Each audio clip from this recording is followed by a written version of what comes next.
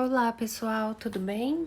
Hoje a gente vai dar início a mais uma aula de filosofia em tópicos especiais de ciências humanas.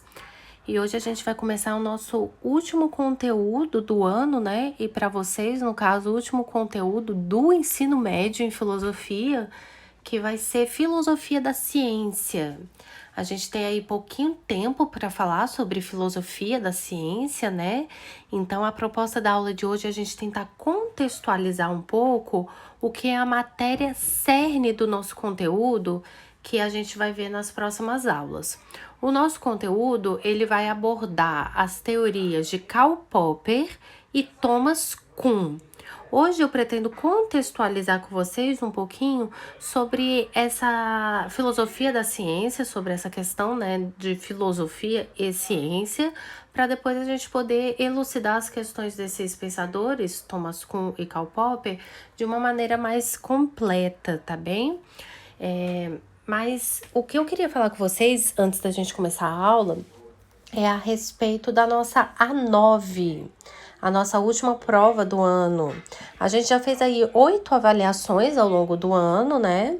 Só que a A9, ela tem particularidades que são muito importantes da gente observar com cautela. A A9, ela traz aí uma proposta de ser parecida, né, com a temática do Enem. Então, a gente vai ter essa característica dos blocos, né, de prova. E a gente vai ter o bloco de humanas, a mesma nota para filosofia, sociologia, história e geografia. E, posto isso, a gente tem uma ideia também de A9 que é para o sistema, né? Uma prova centralizada para todos os colégios do sistema.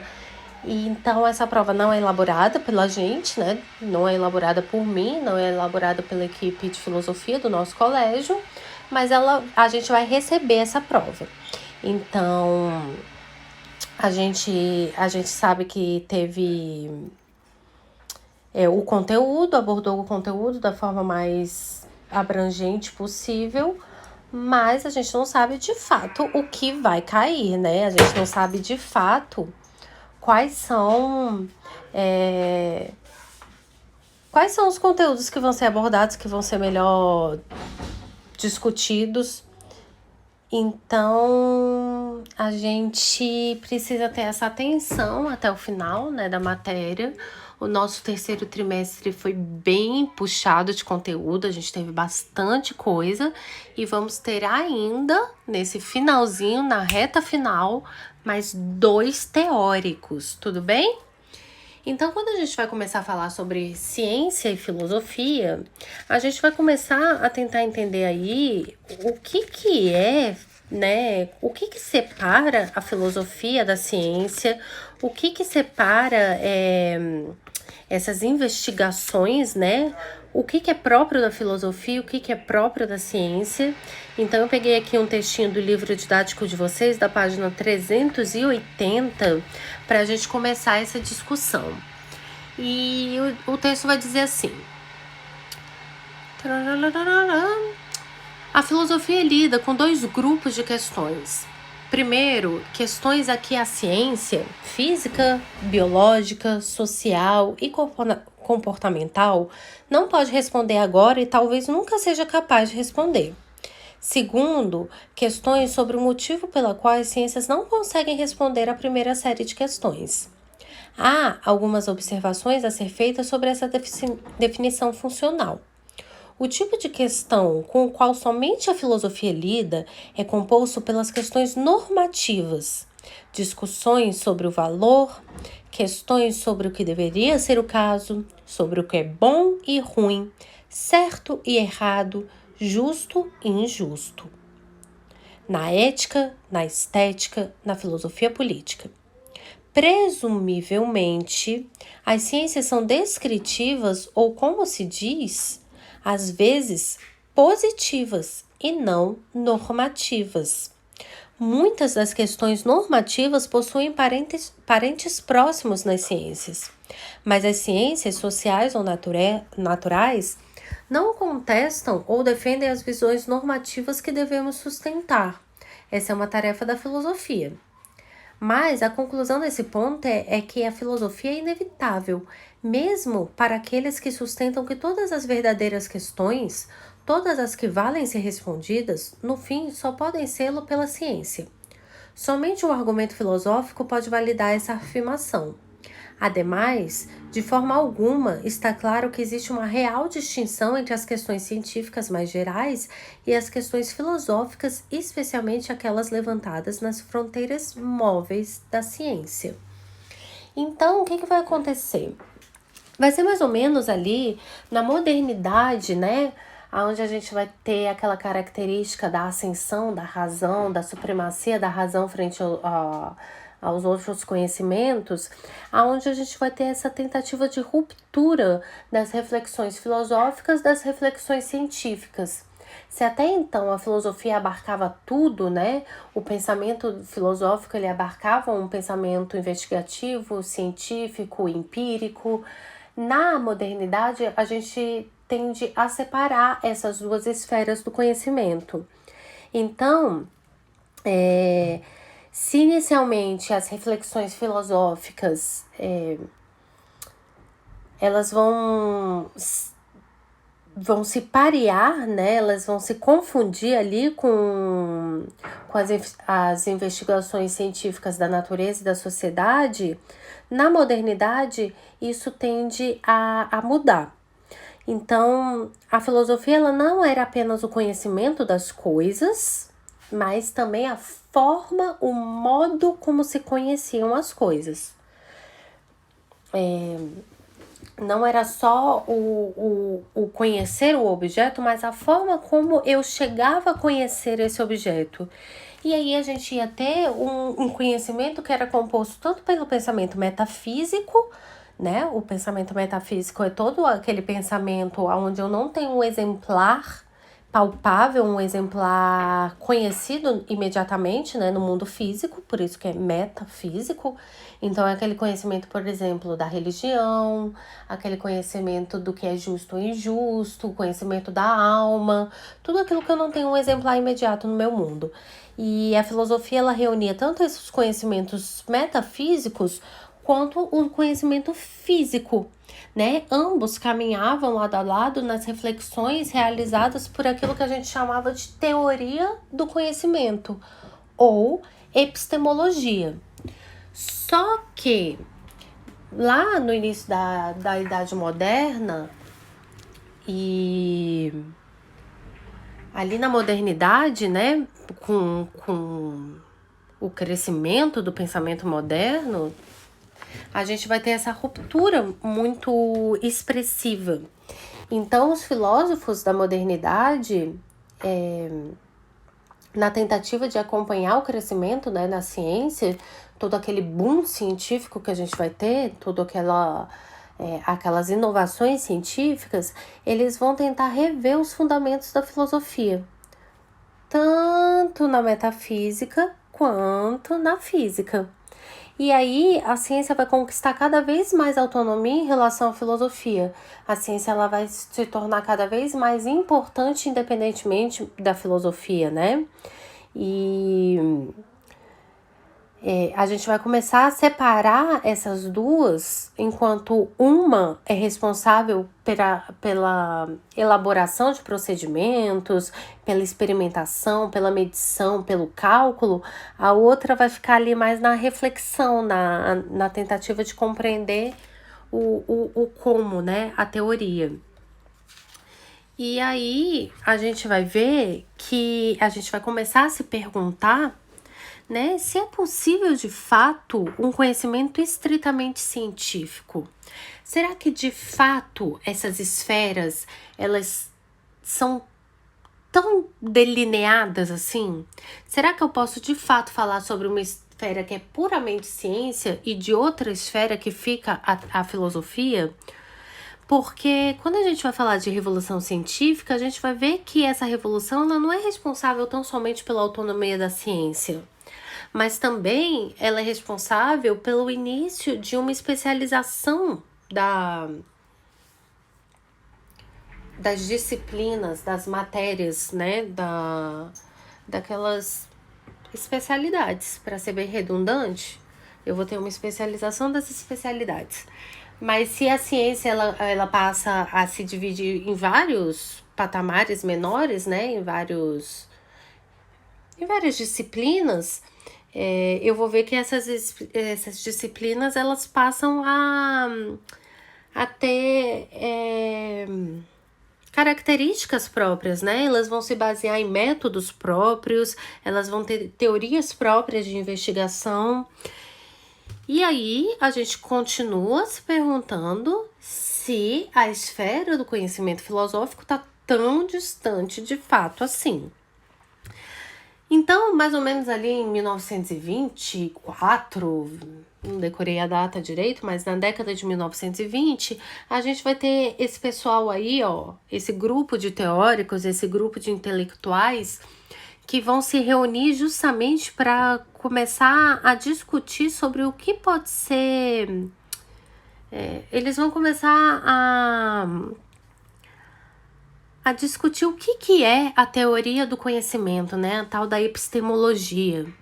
E eles vão ficar conhecidos como o Círculo de Viena. A gente vai ter aí representantes da lógica, da matemática, da filosofia, muitos especialistas de várias especializações, né, da ciência, para a gente não abandonar a nossa redundância.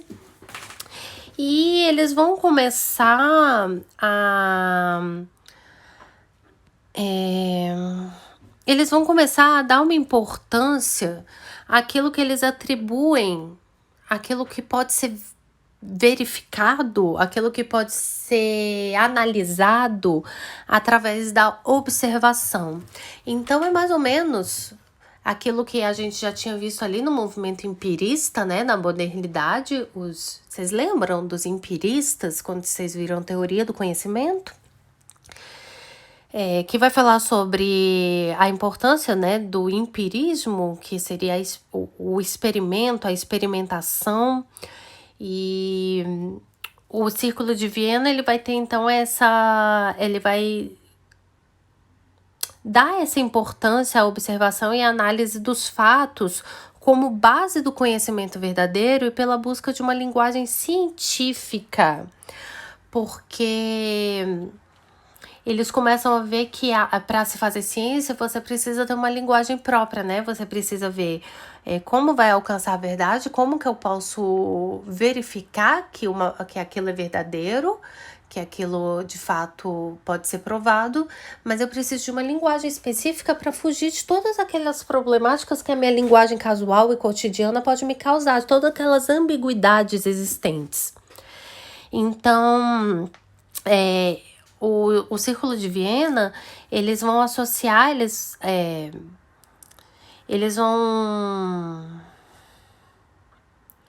vão se caracterizar aí por essa associação entre o valor atribuído aos fatos e o interesse por uma linguagem científica depurada de ambiguidades, tá? E o principal ponto do Círculo de Viena, o seu princípio fundamental, né, o que eles vão levar a cabo à frente, vai ser o princípio de verificação ou verificacionismo. Então, o Círculo de Viena, ele vai propor que uma proposição fica feio, né? Mas o Círculo de Viena, ele vai apresentar que uma proposição só tem significado se puder ser verificada. Uma proposição, ela só possui significado se puder ser verificada. Pessoal, olha só, deixa eu fazer um parênteses aqui na aula. A aula de hoje, a proposta é justamente ela ser uma contextualização, tá? Para a gente começar a entender em qual barco a gente está entrando, para onde a gente vai começar a navegar. Então, como eu já falei para vocês, o conteúdo chave que a gente precisa alcançar é as teorias e as propostas filosóficas de Thomas Kuhn e Karl Popper. Mas para a gente chegar à ideia desses dois filósofos, hoje a gente está fazendo essa contextualização, esse apanhado de informações.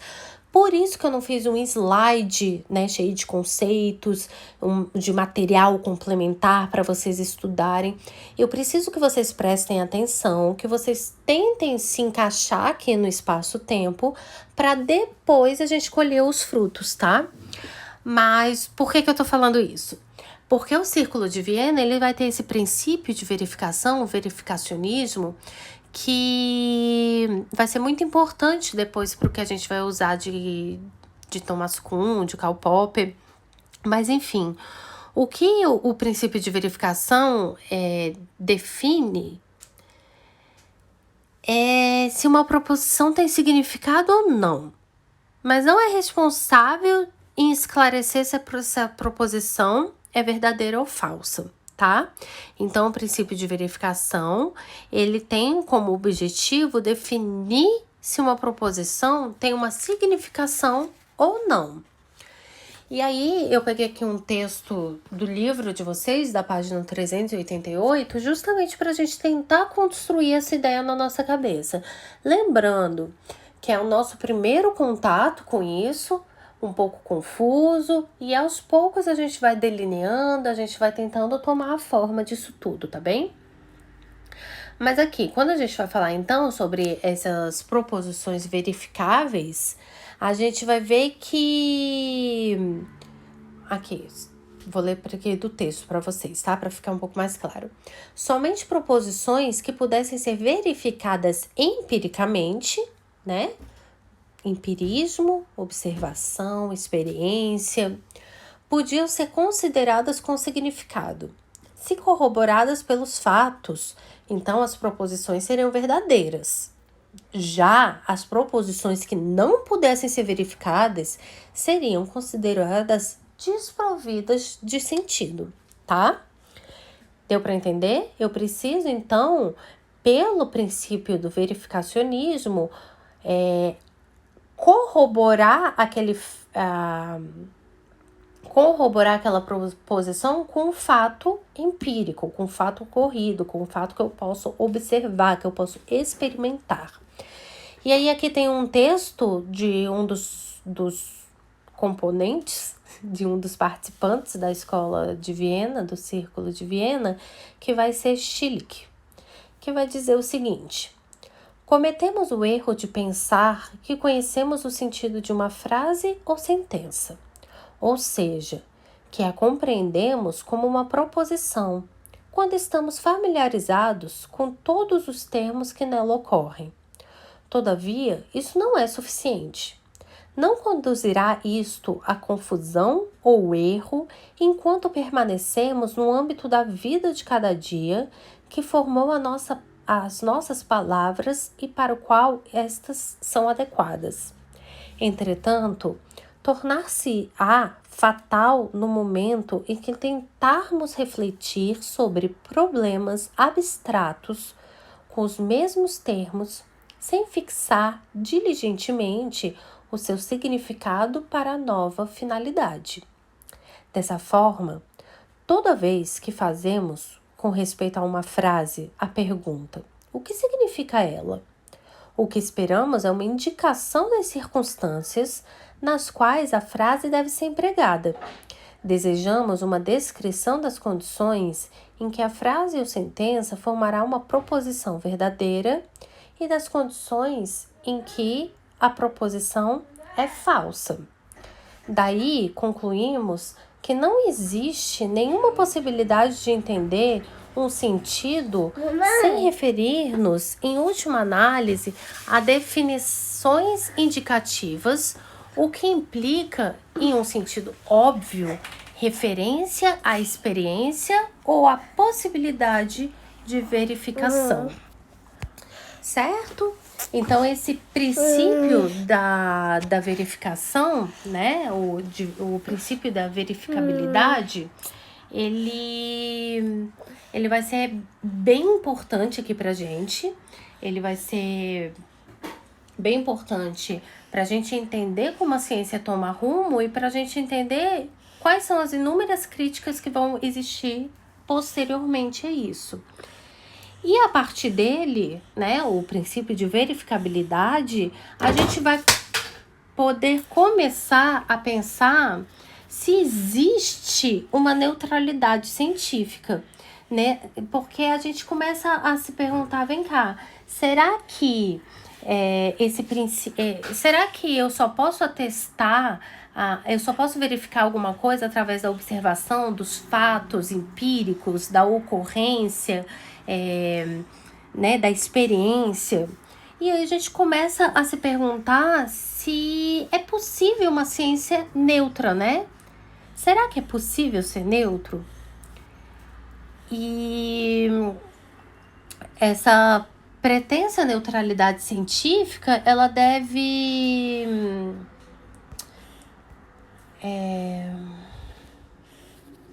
ela se deve à ideia, né? Ela se deve ao ideal, ao pressuposto de que é possível captar a verdade em si, de um objeto ou de uma realidade.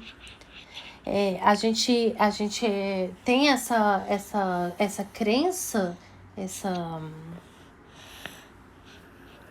idealização, né, de que é possível captar a verdade em si de um objeto ou de uma realidade física ou social.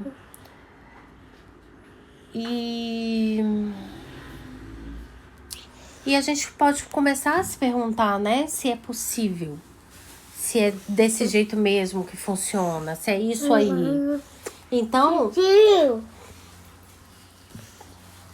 para o positivismo, né, gente, desculpa, participações especiais na sala, na sala não, né, na aula hoje. Então, aqui para o positivismo, a gente vai ver... me desconcentrei um pouco, calma.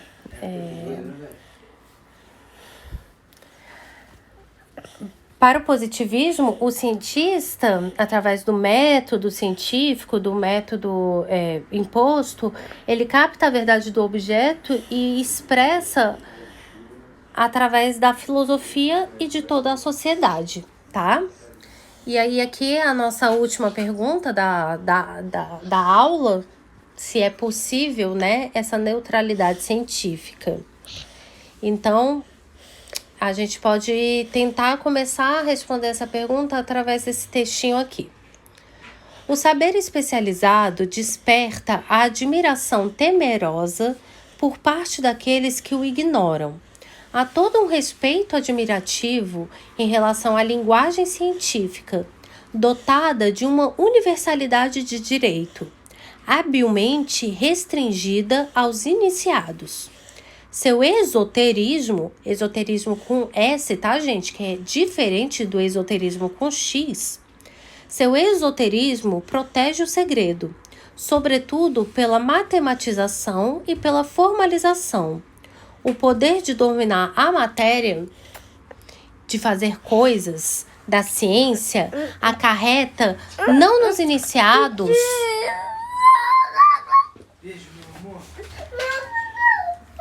A participação tá intensa hoje, gente. Deixa eu continuar aqui.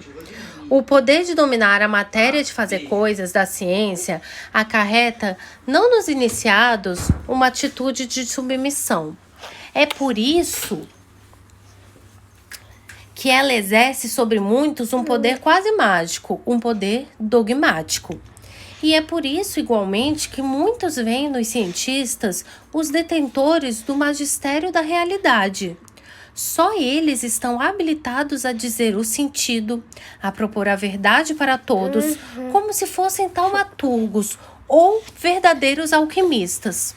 O que se pede a eles, através das vulgarizações, é que muito menos um complemento de informações do que a forma presente das questões últimas, pois as antigas respostas teológicas foram desprestigiadas. Os cientistas são vistos como se fossem os proprietários exclusivos do saber, devendo fechar todas as cicatrizes do não saber e fornecer os bálsamos para as angústias individuais e sociais. Essa imagem mítica do cientista ignora que ele faz parte e depende de uma estrutura bem real do mundo que o cerca. O mundo científico nada tem de ideal. Não é uma terra de inocência, livre de todo conflito e submetida apenas à lei da verdade universal, isso é, de uma verdade testável e verificável em toda parte, através do respeito aos procedimentos de rigor e aos protocolos da experimentação. Como se o cientista pudesse ser o detentor de uma verdade que, uma vez formulada em sua coerência, estaria isenta da discussão. E como se ela pudesse guardar para sempre a imagem de um indivíduo sempre íntegro e rigoroso, jamais sujeito à incoerência das paixões. Perfeito? Certinho? Deu para fazer uma ponte, ligar os assuntos, fazer um lé com cré? Então,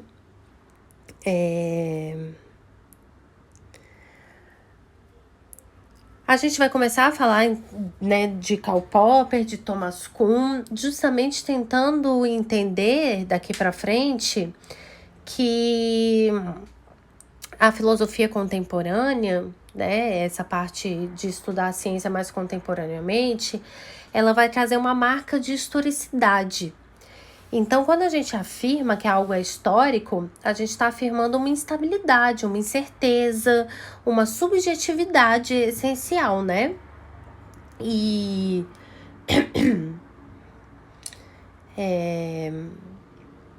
a gente vai ter essa questão do risco, da insegurança, a gente vai ter essa questão da instabilidade também inserida na ciência, tá bem?